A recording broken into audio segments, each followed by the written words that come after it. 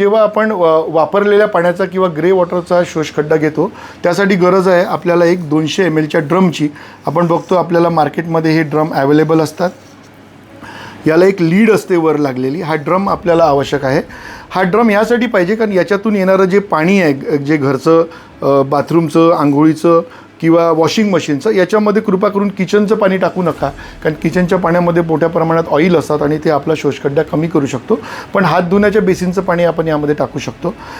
हे पाणी हा आपल्याला सर्वात प्रथम एक मगा सांगितल्याप्रमाणे 3 फूटचा परिघाचा एक गड्डा बनवायचा आहे किंवा हा ड्रम जर मोठा असेल तर आपण 4 फूट परिघाचा सुद्धा बनवू शकतो.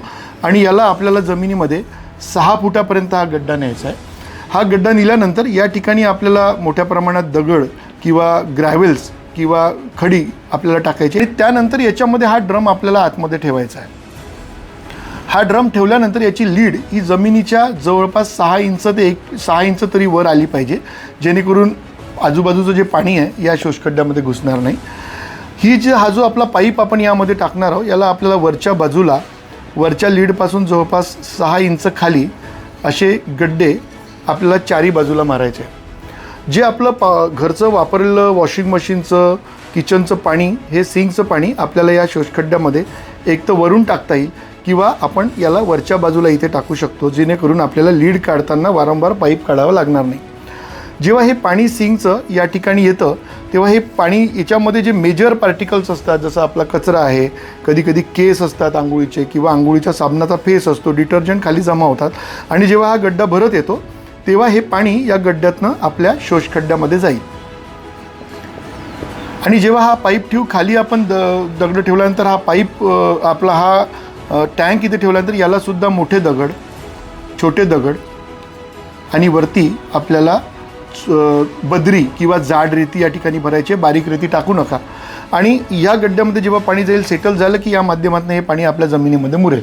लक्षात ठेवा हा जो शोषखड्डा आहे हा आपल्याला ओपन स्पेसेसमध्ये घराच्या आजूबाजूला करता येईल पण विशेष काळजी ह्या शोषखड्ड्याची ही घ्यायची आहे कारण हे वापरलेलं पाणी आहे. हा आपला जो कुठला वॉटर सोर्स असेल आपली विहीर असेल किंवा आपला बोर असेल त्याच्या शक्यतोवर जितका जास्त दूर ठेवायचा तेवढा ठेवायचा आहे. हा ॲटलिस्ट 20 ते 25 फूट आपल्या बोरपासनं किंवा आपल्या वॉटर सोर्सपासनं ठेवावा.